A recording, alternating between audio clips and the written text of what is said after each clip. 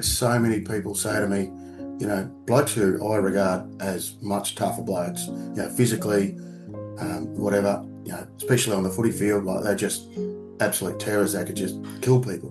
Hmm. And, they've come up to me and said, man, you got some balls, mate. You got some balls. That's strength, man. And I Yeah. said, you know what? I got to the stage where I was sick of running from it, sick of hiding from it, and it was doing me no good. So it was Yeah. time to just bear it all. And I thought to myself, if anyone like that, some big tough dude who sitting in the corner and he's, making fun of me or whatever, and trying to be pleasing people and stuff like that, all of that was sort of put in together where you sort of think, well, one person has already done it. They didn't want to be with me, so they kill themselves. Is that what the Yeah. next person's going to do? And Yeah. logically it's not right. It's not the case, but your brain is telling you that. And Yeah. you're constantly fighting it, going, that's bullshit. That's bullshit. But then the next day you wake up and then you believe it. But then the Yeah. next day you wake up and you go, no, that's bullshit. That's bullshit. You know, Yeah. but it was all about just I just kept training myself and kept talking to myself saying, no, that is bullshit. That is not correct. That is not right. And I would constantly talk to myself about that and convince myself that that is not correct and you are a good person and this has got nothing to do with you. Yeah.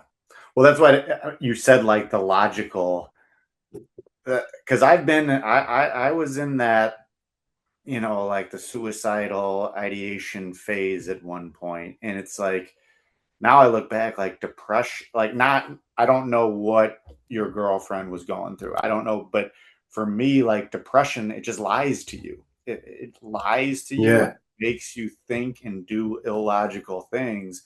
And it's hard Yeah. for people who are thinking logically to kind of understand that, because it doesn't make sense. It just doesn't make sense. And And sometimes that's why it's good when you can find someone that you trust. yeah. And I really, where people say, go and talk to someone.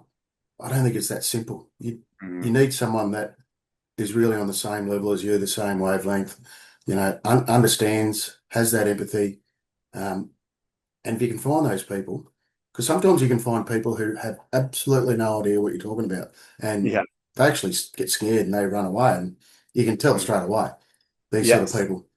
Um, but if you can find the right person, uh,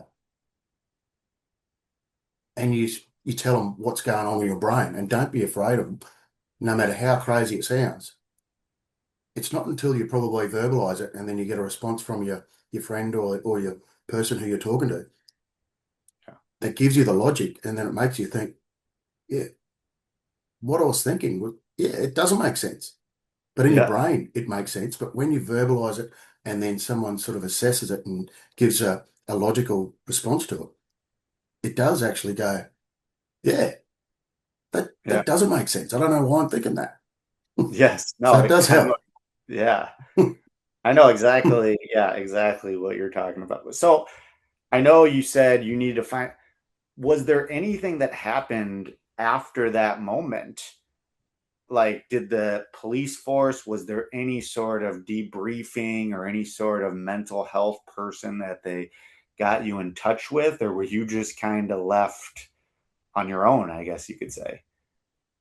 Yeah, pretty much. I didn't work for the next 3 months. I was on sick leave, and that was probably, even though that was good for me, it was also bad for me. Mm, That's where I went back home to my sister's place and stayed with her for that 3 months. And I basically, all I did was wake up and I started drinking. yeah. I drank Yeah. all day, every day. I sat at home by myself because everyone had to go to work and everyone's got a life. That was the only thing that I felt safe to do. Yeah. I really struggled sleeping at night with nightmares and stuff. So the alcohol, the diazepam and stuff like that was playing a big part just so I could get some sleep. But Yeah.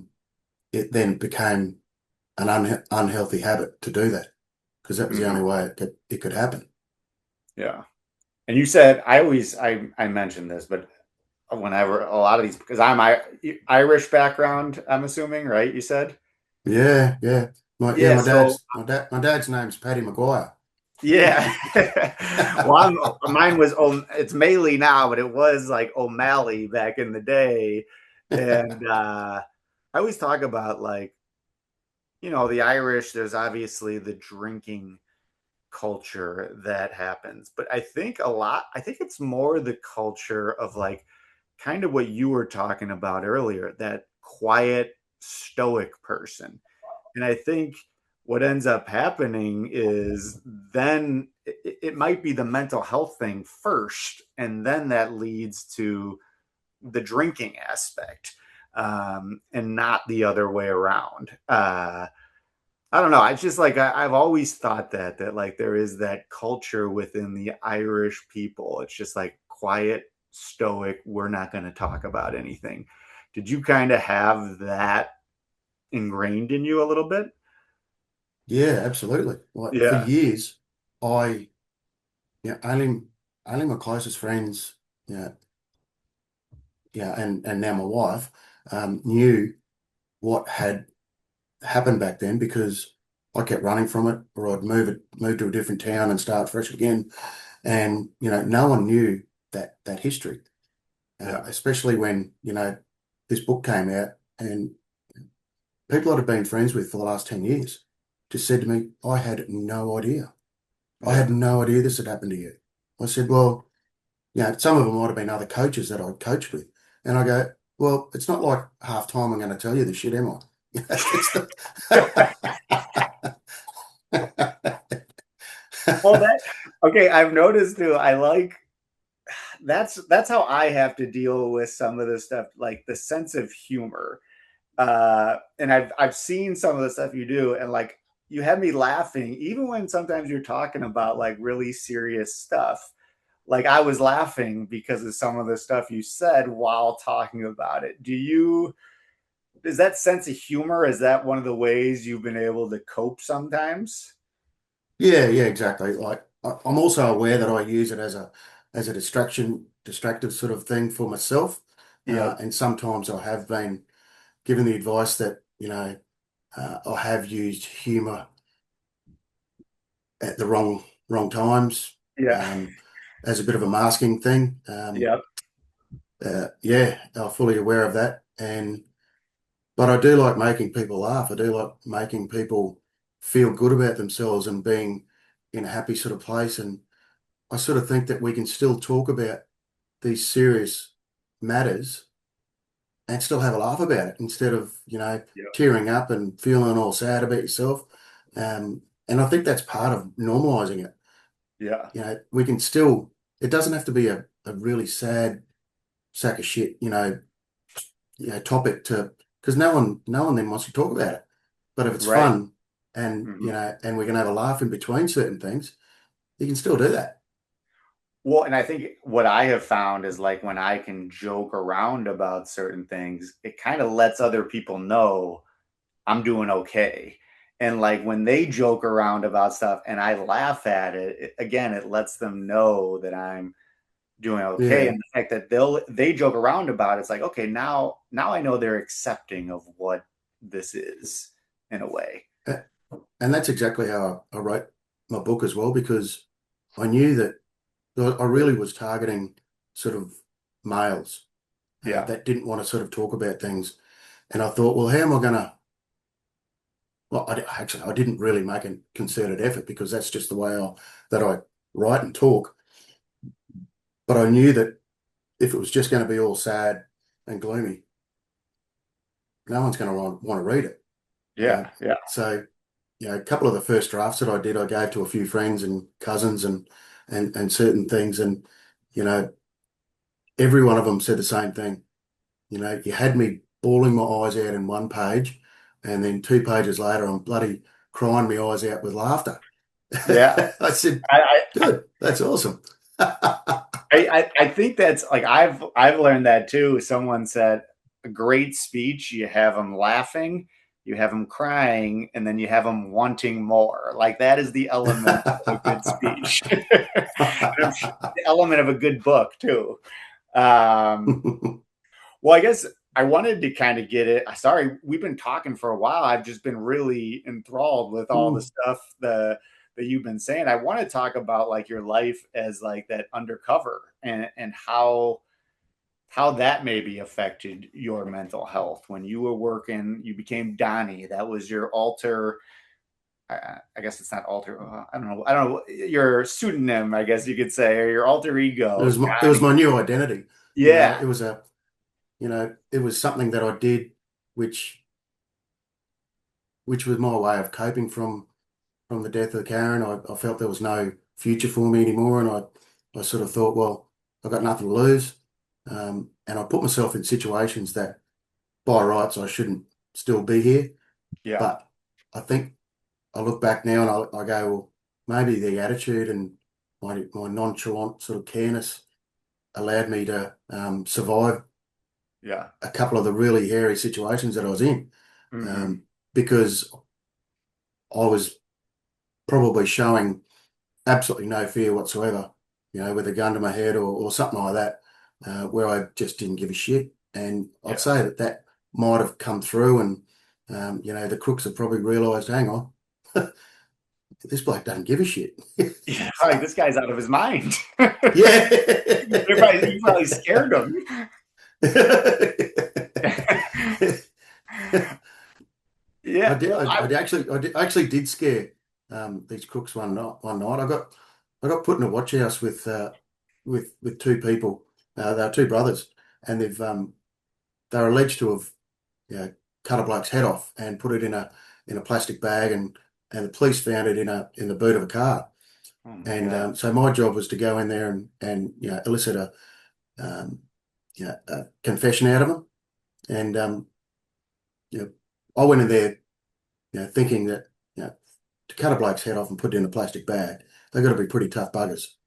Yeah. So I went in there way too heavy and too whatever. I found out Oh, later that they were scared shitless of me, and it worked. It backfired.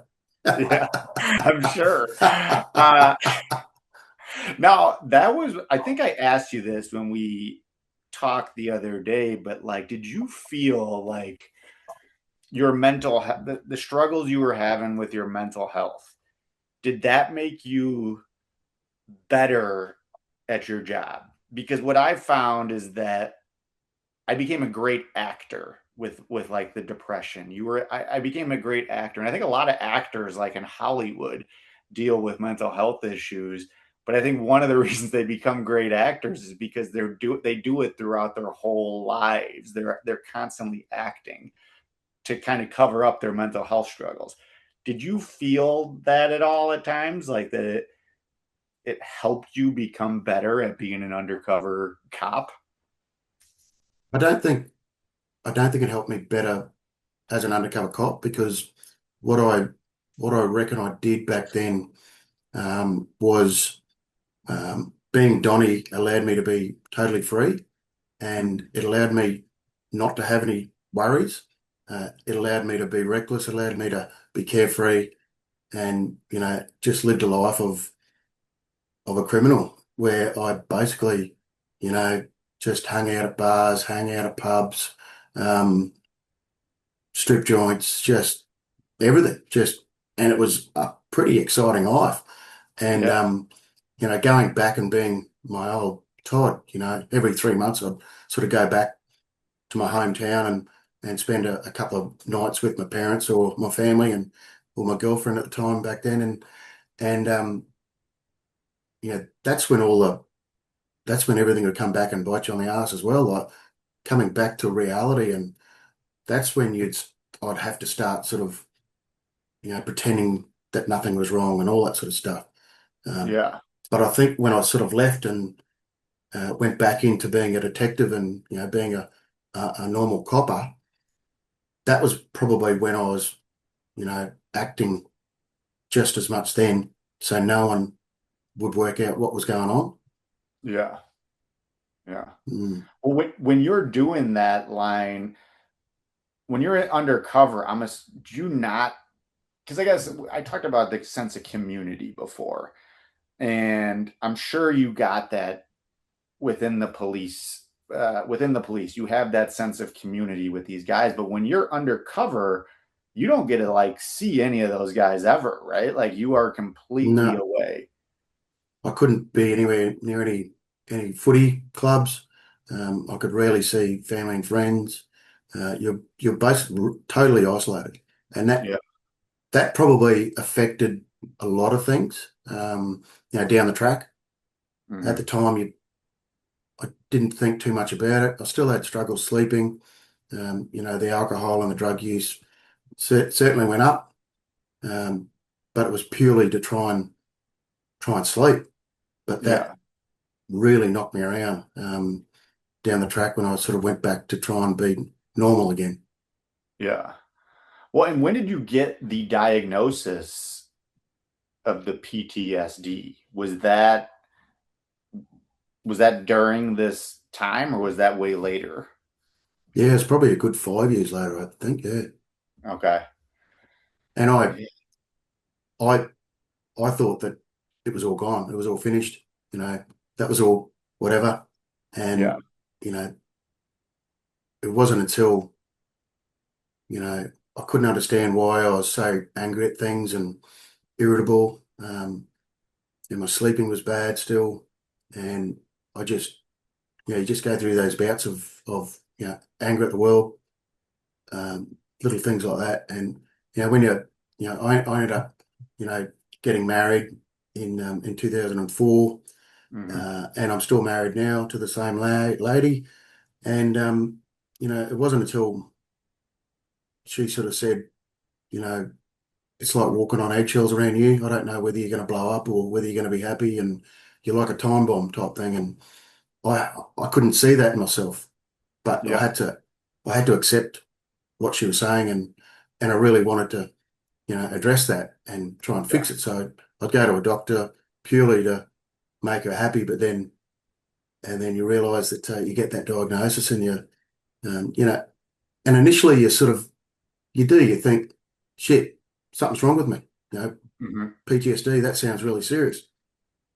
Back then it was serious because no one knew much about it. Yeah. No one knew anything, but it made you feel good about yourself because you then at least it sort of made you understand or accept that there actually is something wrong with you, and it's not normal to feel like this normally. So at least it Yeah. sort of made you happy to sort of understand that there is something wrong and I can fix it. You know, um, but Todd, you got you it got me being shake you got me shaking my head again because I know like it was almost like when I got diagnosed or when I with like severe depression, it was like there was a sense of relief. It's like it because I was always searching for the reason. Like you're always mm, and now at least it gave me a reason that maybe some of these things that I did in the past, it's like, oh, well, this is what it was. Did you get that sense of relief? yeah, Um, yeah, yeah, yeah, and then I just went into cop mode and said, okay, how do we fix it? What do I do? yeah, You know, there's got to be an answer, but it wasn't as simple because I'd left it untreated yeah, for we're probably looking 8 to 10 years later now.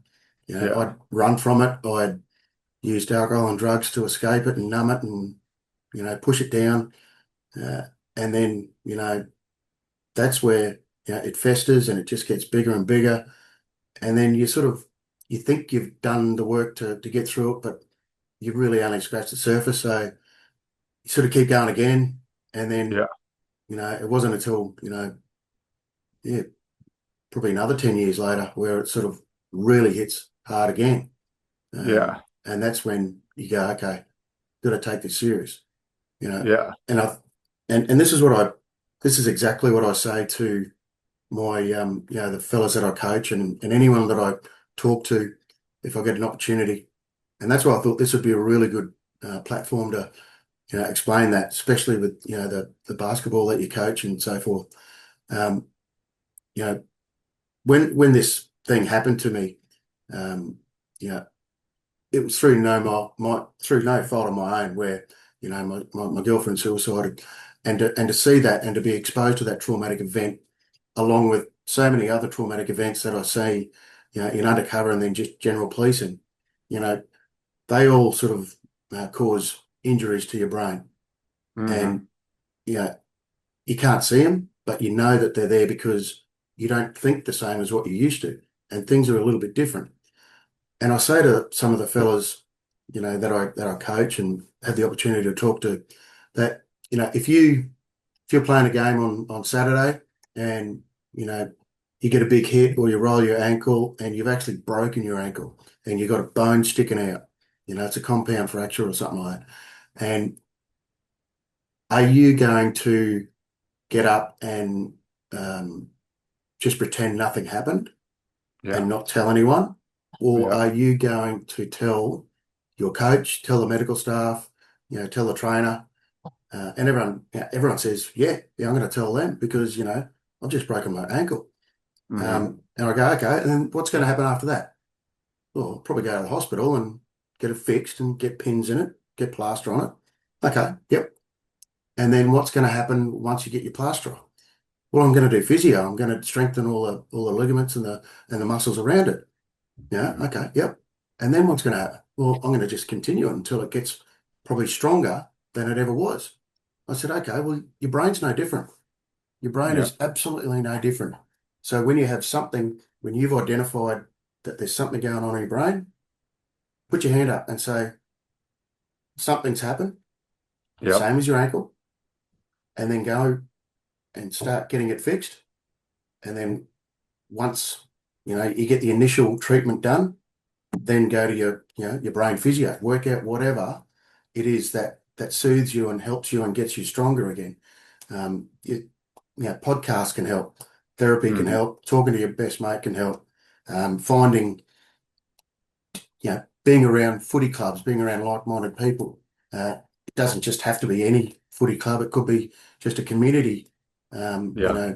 scouts. It could be anything where you're around people that um, you know, it gives you a sense of belonging, and makes you feel good about yourself instead of being isolated and not feeling having those thoughts just get worse and worse in your brain. So Yeah. there's no one size fits all, but you've got to find something that suits you. And it also means that you've got to actually take the bull by the horns and make those steps and not wait for anyone else to do it. Yeah. No, I mean, again, I'm shaking my head at all this at all this. I think this is so good how you're phrasing that, how you're talking about it. And I think about like all that stuff that you were saying, and I think back to like what you said happened after that traumatic event. Has the policing, have they evolved? Like, is there mental health support for those guys now, or is it still kind of non-existent? They have a lot more programs and support things in place Yeah. to help people, and especially anonymously. You can do it anonymously, which Mhm. is what everyone wants, because the problem that you do have in the cops is if you do put your hand up for any sort of mental health, you're basically sidelined. You're Yeah. on the bench, Hmm. and it's really hard to get off the bench. Uh, Yeah. yeah, you're looked upon as used goods, damaged goods, and on most occasions, if you put your hand up and say that your head's not right, they'll take your gun off you, which means Yeah. you then got desk duties. So you then you're not on the road, you're not doing policing, you're doing really shit work, and Yeah. you you get a target on your head because something's wrong with him now. But Yeah. what they don't realise is that almost every cop has some sort of PTSD that's going around in their 100%. head. Yeah. Yeah. Well, I was going to ask you about that just in general. Like, I know from like people who I know who are in the fire department or the police in the city of Chicago, like they are seeing some of the worst stuff every single day, all the time. And I think one of the hard parts too is like the mentality that we have. I don't know how it is in Australia, but in America, like there's like a lot of like anti-police rhetoric that goes around. So not only are these people like seeing all this horrible stuff, dealing with it, but then they're not being appreciated for that. And I think Mm. like you could just see how that would be totally destructive to someone's mental health and could change them. What is the mentality in Australia towards police? Is there a different level of respect than maybe we have here?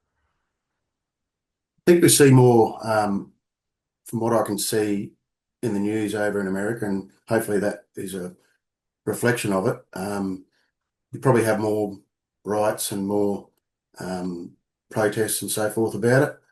Uh, Yeah, we we've just had an erosion of, yeah, respect. I think generally well, for anyone yeah, in authority, and that's been supported by politicians, supported by the judges, supported by basically everything that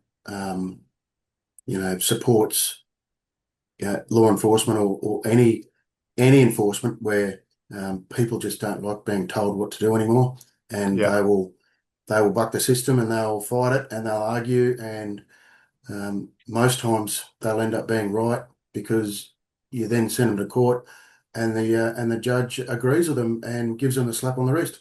So yeah, what we're also seeing here is throughout all of Australia is none of the police jurisdictions can meet their quotas for recruiting. They just cannot find people to either apply and once they're in to stay. A yeah, lot of the young people are saying that it wasn't what they thought it was going to be because you really don't have a choice in how you police. You yeah, are told exactly how to do it, and if you don't believe in that, it's too bad. So say you have to enforce things that you may not morally agree with, and that's a tough one these days. Hmm. yeah, yeah. Um, I guess the one of the final questions that I wanted to talk about was, you said it's not one size fits all, and I always say that when I talk about like depression and mental health, it's nuanced. But I guess I wanted to ask you, like, what you seem like you're in a great place now. What specifically has gotten you out of like that dark place? Like, what are some tools that you have used to, cope with, what had happened in your past? Yeah, well, being around a club, being around you know uh, uh, volunteering, I found really uh, sort of gave you a selfless attitude, helping the community, and um, writing the book. You know, I don't, I'd never had journaled, or I still don't. But if you're not, I never thought I'd be able to write a book either, but I did. Yeah, Um, Writing it down, just it's amazing how that just got everything out of my system, and I didn't think that it would. I couldn't believe the power of it. That when I finally decided that I'd give it a shot, I thought I might have given up after a couple of days, and no, this is not for me. yeah, Um, it took me 6 weeks to write this book, and I could not wait for the next day for it to start again. I'd start at 6 o'clock in the morning, and I'd be still going at 8 at night, and I'd hardly even stop for lunch. And I was like going, I can't wait to keep. This is just so good. I'm just getting it all out, and it felt great. It really felt awesome. yeah, That's certainly two things that got me through it. yeah.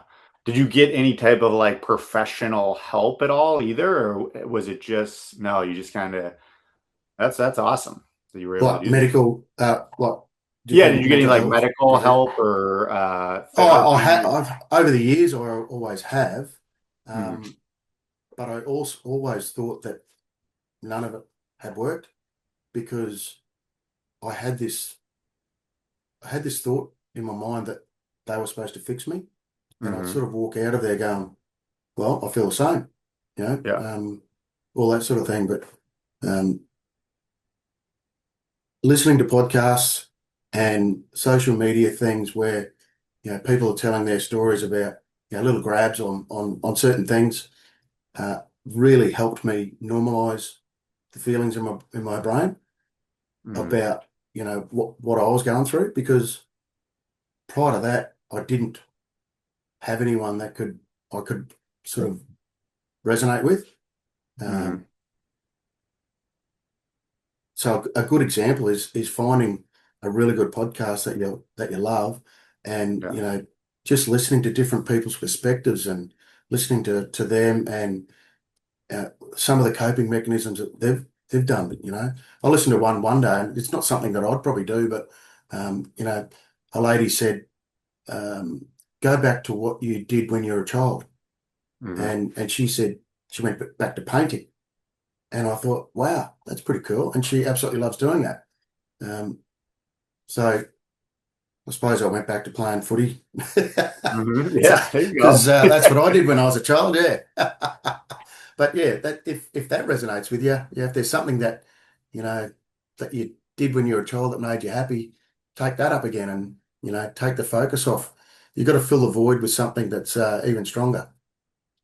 Yeah, no, I mean, man, I just I really relate to a lot of this stuff that you're saying, and I think, like for me, I've gone through deep states of depression throughout my life, and one of the things it used to be medication, but I found that medication for me was just temporary.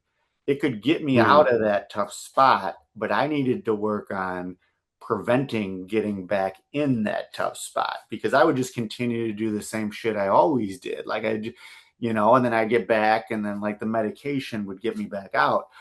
But now, like kind of what you're saying is like the prevention type stuff, like doing this with you right now. Like I know, like just talking through these different things. Obviously, I don't want to know that you've had these struggles. I don't want to know that you've struggled, but knowing that you have, it kind of gives you that sense of belonging. Like, hey, here's another guy across the globe who has not the same, but you've dealt with some struggles, and you've kind of gone through this process where now you're using that to help others.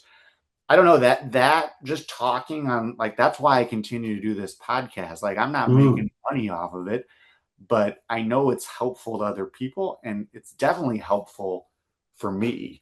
Um, yeah, yeah, do you get that? Like just when you're talking on these different podcasts that you go on? yeah, 100%, 100%.